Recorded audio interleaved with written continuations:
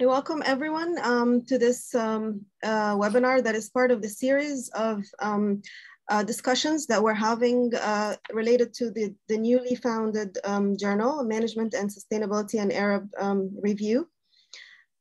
We are fortunate and honored to have Michael joining us with the webinar today.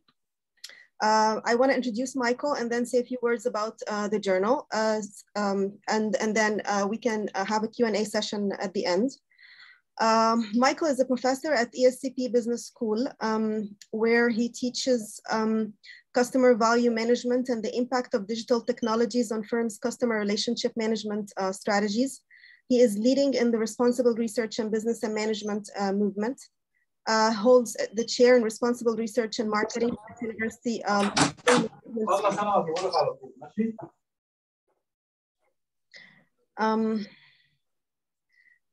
and serves as the scientific director of the ESCP Business School Research Center on Big Data.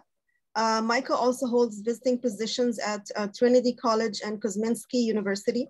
He is one of the world's 10 most influential marketing thinkers and is part of the top 50 people in marketing on Google Scholar. In 2020, he was included in the Clarivate highly cited researcher ranking. He is the most cited researcher in the field of word of mouth, among the top 3 in the field of customer relationship management, and among the top 10 in the area of social influence. Professor Haenlein is a well-known consultant with cross-industry sector expertise spreading from telecom to private equity. He holds a PhD from WHU Otto Beischam School of Management in 2004 and a habilitation from the Sorbonne University in 2013. I was fortunate to meet Michael in Paris several years back, and I was fortunate again to meet Michael in Berlin this year.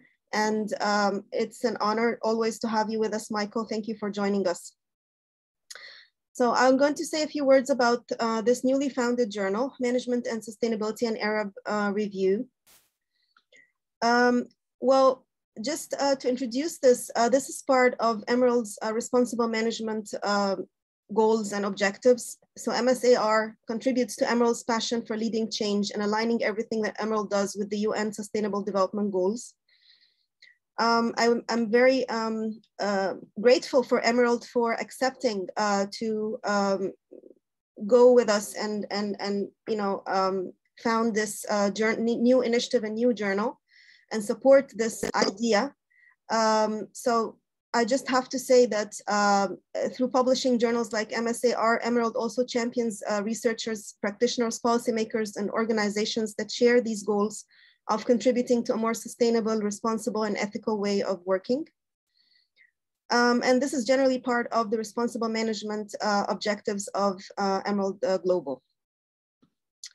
So the background and rationale of MSAR are twofold. On one side, theoretically, there is sporadic research about sustainability in the Arab world that is published in leading management journals, and this warrants further interest and gives a reason for founding this journal.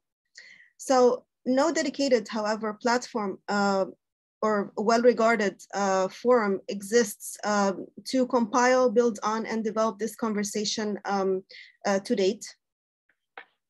So on the practical level, also Arab countries are in serious need to advance these discussions on the sustainability discourse as they go towards development, and raise the bar with sustainability. And the rationale behind MSAR, therefore, is to agglomerate research under the broad umbrella of management and sustainability, especially in Arab countries, because this is highly underrepresented in the international literature. Contributions are welcome from scholars that are based in the Arab world, and we do have key scholars in the editorial board. Also, contributions are welcome from scholars in the diaspora or beyond in the international community, as long as there is this context of empirical or conceptual papers, qualitative or quantitative, different methods that relates to the Arab region. And I'm going to mention all of this also in the journal editorial. So the MSAR would therefore aim at compiling these research efforts under the broad umbrella of management and sustainability, especially in Arab countries that lack this dedicated forum, and propel this research agenda or field forward in partnership with leading global institutions, such as the UN Prime, or where we have actually cooperated on several levels over many years, and also institutions or networks, movements such as the RRBM, which also Michael is closely related to. And the intention is to raise the bar with MSAR to a good ranking standard in terms of impact factor and all of this on ABDC and the ABS journal guides. The third objective is to provide opportunities for research dialogue. This dialogue would provide better international and cross-cultural understanding of the nuances of sustainable management in the Arab world. The philosophy of the journal rests upon the idea or the principle that this dialogue is very important, and it's an imperative to advance these discussions. These discussions cannot be advanced, with one-way perspectives. This diversity also in terms of the board members and all of this is very important for both scholars in the region, the journal, and in the international community. So the call for papers we're having is we'll have an open call for papers that will be opening up for submissions soon, as soon as the Scholar One system is up and running. According to Emerald, this is going to be on the 10th of December. We have in the middle, we have a series of webinars like the one we're having today. We had a previous one last month, and we're going to have another one next month. And this will not stop, will continue also as we go along with the journal development. We also have a physical workshop in Egypt. We had the launch event in Berlin, but we have the physical workshop in Egypt also on the 15th of December, this month at the GUC. So we have 2 issues planned, 5 papers each in 2022, which is the next year. We're almost there. And in 2023, we have 4 subscription issues. This is what we envision. Contributions are going to be in terms of, invited contributions to key scholars in the region for the at least first couple of issues. But we also have an open call for papers where we'll have a rigorous peer review process, a very, around 10% acceptance rate for the papers. And this is what we envision. And we had also have discussed this with several scholars, with Michael too, last time we met in Berlin. So the potential themes, which can be developed into subsections later on with, as with the big journals, like the Journal of Business Ethics, for example, you have dedicated sections as this discussion progresses over the years. So what we envision in terms of topics, we don't want to narrow it down too much. At the same time, these topics have to be related to sustainability and management. And also from interdisciplinary or transdisciplinary perspectives that relates to the context of the Arab countries. So the themes include general management, sustainability marketing, teaching, learning, and pedagogy, which is the education perspective, strategy, innovation, and entrepreneurship, of course, technology and digitalization, philosophy, religion, and spirituality is also an important section we'll have in the journal.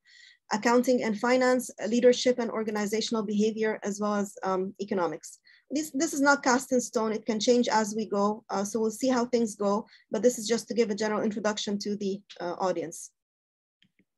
Yeah, so without further ado, I will stop sharing the screen now and leave the floor to Michael to give the keynote. Michael, would you kindly, please? Yeah, wonderful. So thank you very much for inviting me and for the kind introduction. I'm just looking at the watch. I think I probably take half an hour or so for this talk, and then we have time for any questions. And I also try to keep the chat open, so in case there's anything specific you want to ask, you can either just talk or write it in the chat. Okay, I'm actually not talking about sustainability. I'm talking about responsible research. First of all, why it's important and what it is and how we can move towards doing more of it. And before I do that, let me start with something that all of you have heard of, I guess, at some point, which is the rigor versus relevance debate. In marketing or in business in general, we very often have this discussion that we have to balance rigor and relevance. And there's a lot of papers that have been written about this topic. And essentially what this means is that it says you can either be very, very rigorous or accurate, let's say, or precise, however you want to name it, on one side, or you can work on topics that are truly important and groundbreaking, but usually you can't do both at the same time. So there's a kind of trade-off between two. And the interesting thing is that this rigor versus relevance debate we do not have in other disciplines, let's say, for example, the hard sciences. So here you have an example out of medical research, but I could have found examples in any other discipline, in physics, let's say you're in biology or whatever, where people work at the same time on highly relevant topic. This is an example of COVID vaccines in an extremely rigorous way. Like whatever here, as you see it only in the title, even if you don't know any details, randomized, double-blind, placebo-controlled, trial. So the interesting question is why this is actually the case. Why do we have this rigor versus relevance discussion and the need for trading off things when apparently in other disciplines this is not the case? And the reason is that very often when we deal with business issues, and this applies to marketing, and this applies to strategy, and this applies to HR, the problem that we have is that very often the topics that are truly important, or in that logic that I just used, relevant, are topics that are incredibly hard to analyze empirically in a rigorous way. And I give you two examples. First of all, you simply need to look at what the discipline in marketing considers as highly relevant work. And if you are not in marketing, you can make the equivalent analysis in your discipline. But all disciplines have awards for articles that they give out for work that is considered to be particularly impactful and particularly relevant. In marketing, one of these awards is called the Shed Foundation Journal of Marketing Award. And it went recently to a paper about customer experience and customer journeys that is entirely conceptual. Because looking at these type of topics empirically is really, really hard. Let me give you an easier example. Assume we go 20 years back. And 20 years ago, you wanted to find out whether adding an e-commerce channel adds something to your current distribution strategy as a company. Well, the only really rigorous way of doing this would be you take 100 firms, you randomly allocate them to two groups. Half of them are forced to set up an e-commerce store. Half of them are not allowed to set up an e-commerce store. And then we wait, let's say, anything between 2 and 10 years, and then we see what happens. Well, unless you have a major control in at least 100 companies, this is incredibly hard to implement. And this leads to the fact that the empirical work that we publish in our discipline and in many other disciplines usually tends to work on incredibly small questions. And my own work is no exclusion for this. So I have a paper that looks into Twitter. And I mean, it's a nice paper. We look into how tweets of one brand impact the sales of another brand. But in the big scheme of things, this is a tiny question. I mean, how do tweets impact sales is like on the lowest level compared to customer experience management or COVID vaccines that you can find. And the reason that we have to do it this way is that otherwise you are really not able to make any form of empirical analysis that our discipline would consider as rigorous. So we have all this discussion about rigor versus relevance. And if you have read this literature, you may know that many people say that we have an over bias towards rigor, and you don't need to read this literature. You can go to any of the papers that you recently submitted in any discipline to any journal. And a very common comment that you probably will have received is that you need to change something in the empirical part. I mean, people might have told you you have to do an endogeneity thing, or people might have told you you need to do more experience or collect more data or use a more sophisticated method, which all are things that push you towards more rigor. But the problem is the more rigorous you get, the smaller the questions get that you can look at, because you can simply not look at highly strategic and complicated questions in such a rigorous way. And this has led to the fact that many people say we are going into the wrong direction. We have heavily overemphasis of rigor at the cost of relevance, leading to the fact that we work on stuff that nobody really cares about. Now, obviously, we don't want to do this.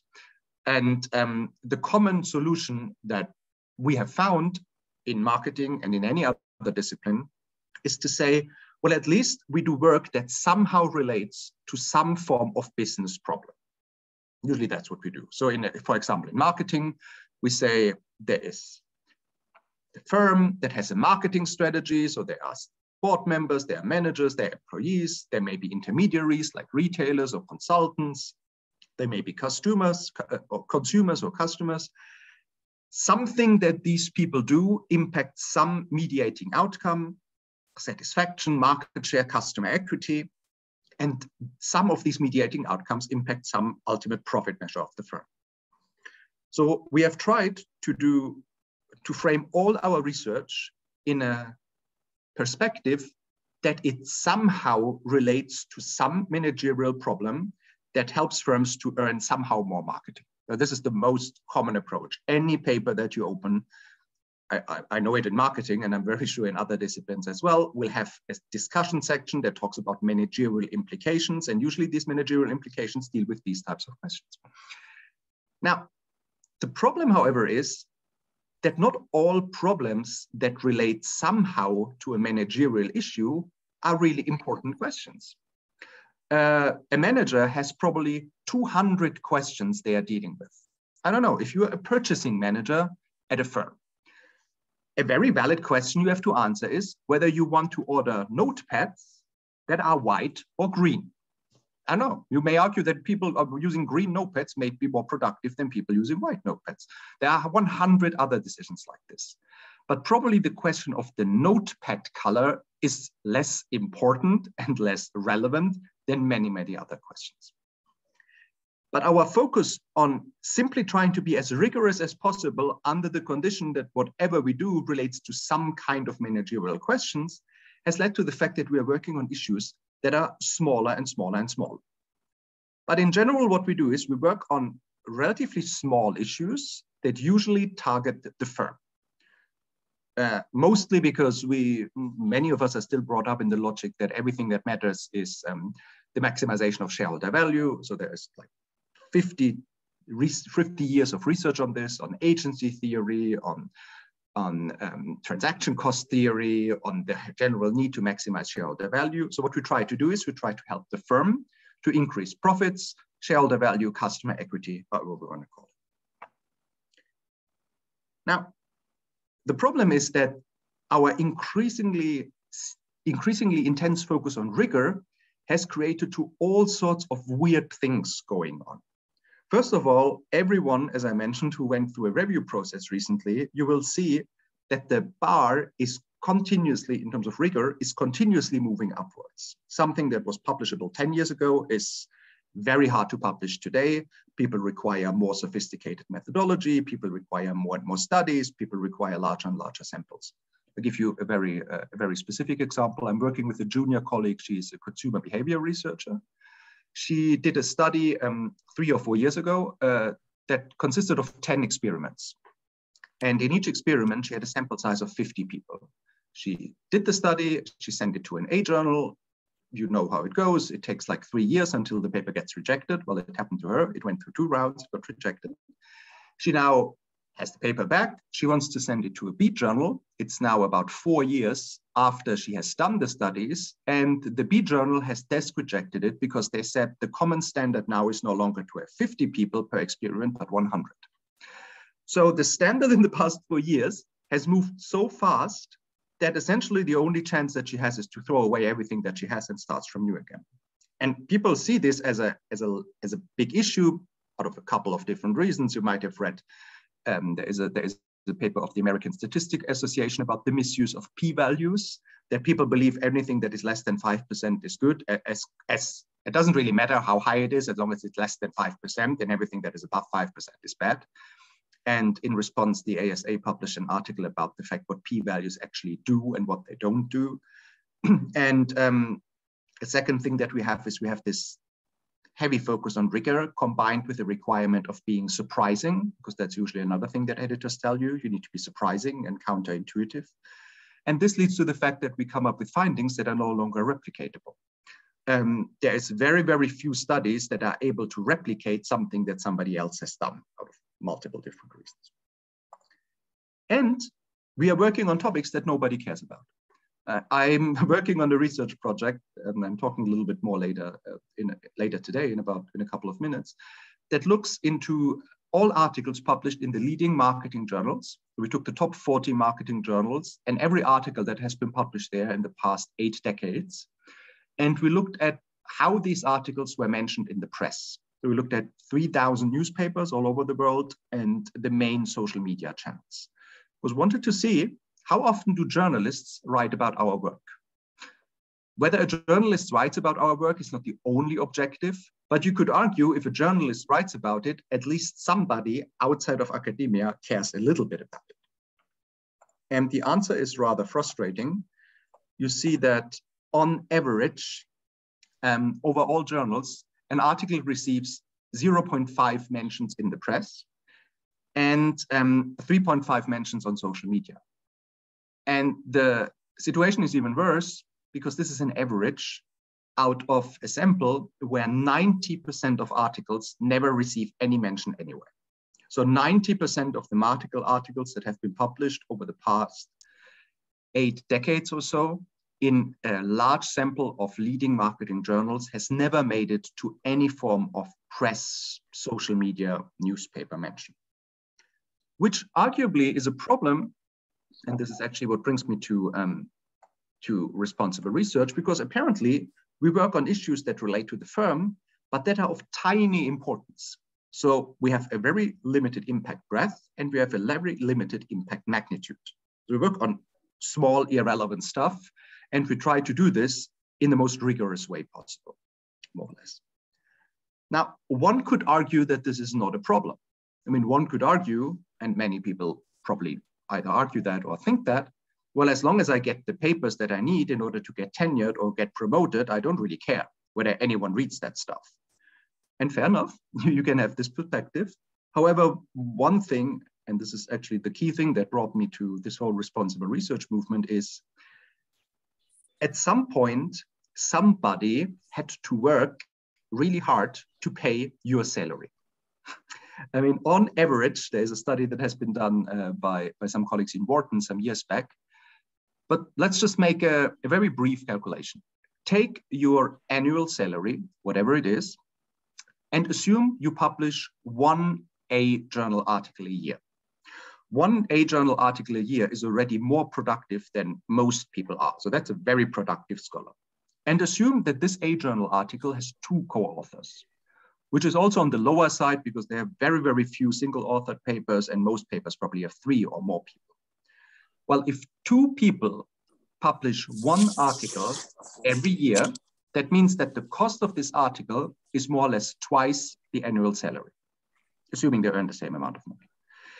If you take the average salary that a professor in the US gets, which is about $200,000 roughly, and you make some adjustments, you come to the fact that an article costs you anything between $300,000 and $500,000.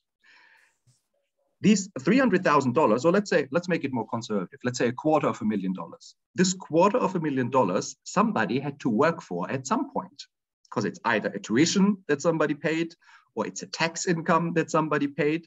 But somehow society had to pay a very considerable amount of money in order to do this research. So it would ideally be good if your research had at least some form of impact. And that brings me to responsible research.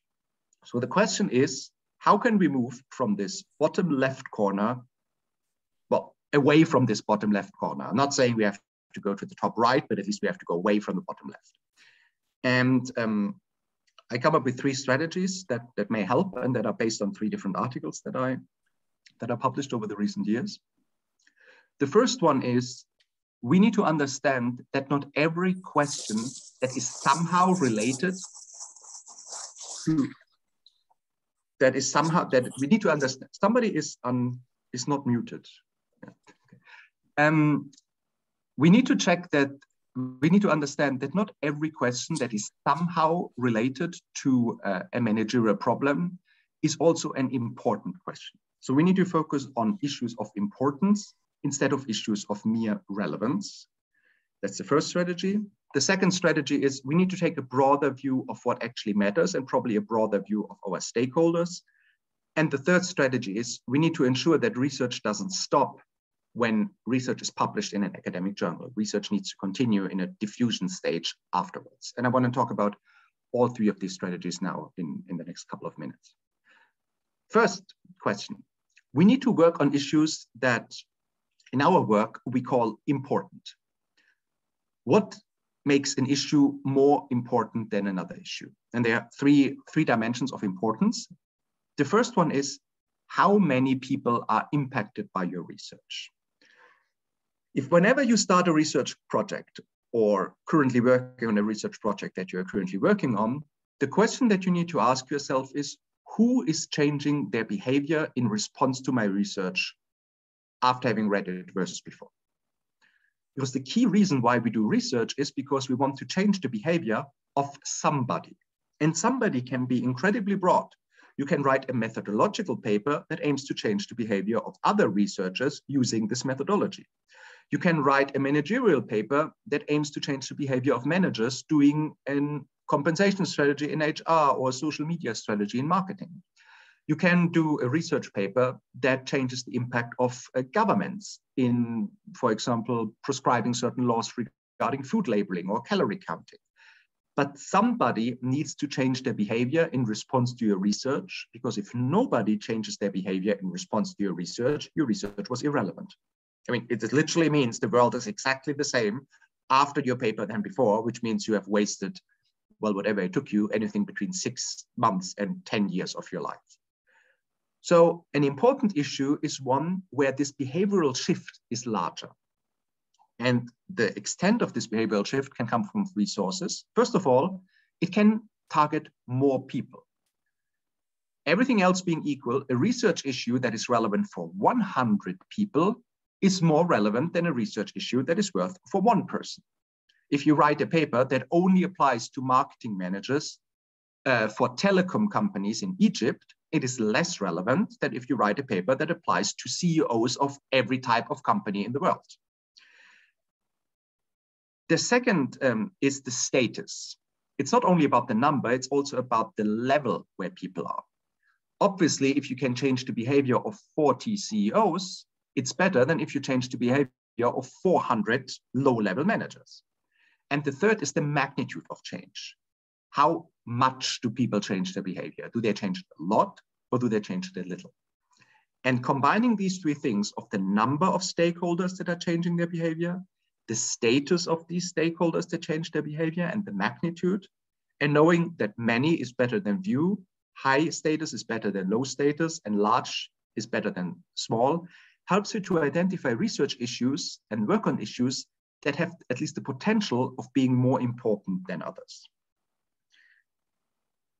And then we need to take this logic, and let's say this here is something that every single researcher can do. Whenever you start a new project, you probably have 10 ideas you can potentially work on. Think of each of these 10 ideas and pick the one to work on that is ranked higher on these dimensions. Now, there's also something else that needs to happen, and that's more on the side of editors, so that's more Noah's turn, and everyone who is an editorial board member or associate editor. We need to start accepting that it's not about, whatever we publish is usually not about publishing something that is 100% right, but publishing something that is probably not wrong. So we need to change a little bit our perspective. If you publish an article that estimates, let's say, you try to find out the impact of advertising on sales. And the outcome of your model is that the response coefficient of advertising on sales is 2.5, whatever 2.5 means, it doesn't matter. It's not about 2.5 and whether it's 2.5 or 2.4 or 2.6, because nobody cares. It's about being larger than 0 or less than 0. So we need to change our mindset that whatever we accept as a reviewer or as an editor and as an associate editor, it's not about looking for absolute truth. It's about maximizing the probability that whatever we publish is not wrong. And if you balance the importance of the research issue, and let's say you would scale it on a scale from 1 to 7, where 1 is very unimportant and 7 is very important, and you divide it by the probability of conclusions being wrong from 1%, so they are very unlikely to be wrong, to 100%, which means they are certainly wrong, you come to a publishability index that trades off importance with the probability of not being wrong, or that trades off this relevance and rigor in a more meaningful way than how we usually do it, which is simply maximizing rigor and not really caring about relevance. And probably what these two things will do is they will help us to study more important issues. Now, there are other factors that need to come into play. For example, many scholars are simply not aware of what are important issues because they have never seen how a company works.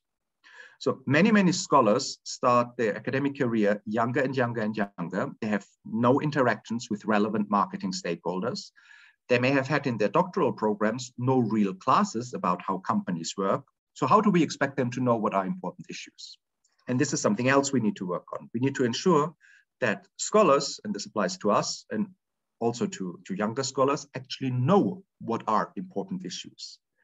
We need to give them the ability to study those issues.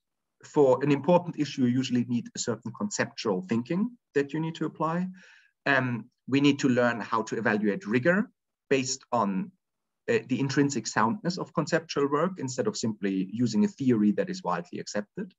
And we need to be motivated to do these type of studies because very often people are not motivated. Very often people mostly care about stuff getting published and they don't really care of whether it's an important issue. But hopefully, if we change our view of what importance is, and if journals change their view of what relevant rigor is, and if we do all these other things, we hopefully start moving up in the impact magnitude. We can still use the firm perspective, but at least we focus on topics that are truly important versus relevant. Now that brings us to a little bit up, at least on this type of metrics, from the prominent current emphasis to the emphasis that somebody like the RRBM, the Responsible Research in Business and Management, would advocate. But obviously that's only half of the story, because another half of the story is that probably simply looking at firms is not enough. Currently, as I said, we usually look at firms. We look at profits, shareholder value, customer equity, but the world consists of much, much more than simply the immediate firm. There are immediate stakeholders, employees and customers. For example, there is a lot of questions about well-being, especially now with COVID. How do employees at Starbucks feel when they are exposed to customers who probably do not wear masks, who yell at them because they have to wear a mask, or probably customers who may infect them with COVID and they still have to work in order to earn their money? How do certain types of decision impact well-being? And well-being is a question of relevance, even if it's not directly related to profits. So I'm not talking about how do employees who feel better, who have higher degrees of well-being, generate more profits. I say probably well-being in itself is a variable to look at. Or if we move even further outside on a societal level, we can look into inequality, we can look into hunger, we can look into good health. How does the way how we label food products and indicate portion sizes on food items in the supermarket impact obesity, for example? Or even planetary goals about responsible consumption and climate change. And what we're doing now is we are shifting our perspective. We're trying to increase the breadth of our stakeholders that we want to look at. And stakeholders that are relevant to business is much, much more than managers. It can be consultants, it can be customers, it can be educators, employees, funding agencies, whatever it is, the list of stakeholders can be really, really large. And we can apply whatever we know from our discipline. In marketing, it would be product, price, promotion, place, and in your discipline, it would be anything else, to these stakeholders to answer different types of questions. And what this leads us to is that we move the bottom part of this triangle up. We get a broader view of relevant variables and stakeholders, and this also can help us to increase the importance and relevance of our research. Now, there's a last point I want to speak about for the next couple of minutes before we finish. And that is that very often for us as researchers, the process of research stops when articles get published in a journal. So very often as a researcher, we end our involvement and we consider a project as closed when we get the acceptance letter of the journal. And we forget that the fact that the research gets published is really just the start of an entirely new chain of working on the project in order to ensure that it actually gets visibility and awareness outside of academia. So in our project that we did we wanted to understand why do certain types of studies get covered by news and social media, and why do other studies get not? So this is our conceptual framework. I don't want to go into too much details, but we say, for example, it depends on the type of article. It depends on how many authors you have. If 10 authors tweet about it, it's better than if one author tweets about it. It depends about the accessibility. An article that is freely and widely accessible is probably more likely to be covered than an article that is behind a paywall. It might depend on the type of question that you work at in the research domain. It depends on how the article is written. Is it easy to read or is it complicated to read? It may depend on who wrote the article. Which school do you come from? What's your gender? Do you have a social media presence? It might depend on the journal where it has been published in. What's the quality? How long has the journal been around? How often has it been published? And all of this impacts the media coverage, academic citations, social media citations, and news media citations, which ultimately may impact the type of practical consequences that your research has. And without going into too much details, you can look into our paper. We come up with some types of relevant findings. For example, we find out that if you include a practitioner into your research, it increases your media citations by 91%, because having a practitioner involved usually allows you to focus on more interesting questions that are also more interesting for journalists. We find that some topics are much more interesting than others. Work in psychology and cognitive science is much more likely to be cited than work, let's say, in economics, for example, in classical marketing, for example. We find that when you come from a US school, you are more likely to be cited because journalists very often use the location of the school as a proxy of the quality, and so on and so forth. Obviously, this changes for every single discipline. This is very marketing specific, so I don't want to go into too much detail about it. But what is important is that you consider an article project not finished when the article is published, because when the article is published, this process just starts. And let me go back to this slide here. So if you want to read more about all of this, you can go through the articles that this is based on. So the whole discussion of importance versus relevance is an article that we published in the International Journal of Research in Marketing earlier this year in 2021. The second strategy, which is the question of broadening the horizon and looking at broader stakeholder groups, is an article that I've published with several people from RRBM in the Journal of the Academy of Marketing Science. It's forthcoming, so it's going to be published next year. And the question of under which condition research gets cited or not in newspaper articles and social media is currently a project we're working on with Samuel from Tilburg, and it's an MSI working paper, so you can Google it and you would find it there. And that is it essentially about what responsible research is and what it matters. And now, yeah, if you have any questions, please go ahead. I try to open the chat, or you can just talk, but yeah, thank you. Thank you very much, Michael. I'm going to stop recording and then we can open the floor for questions.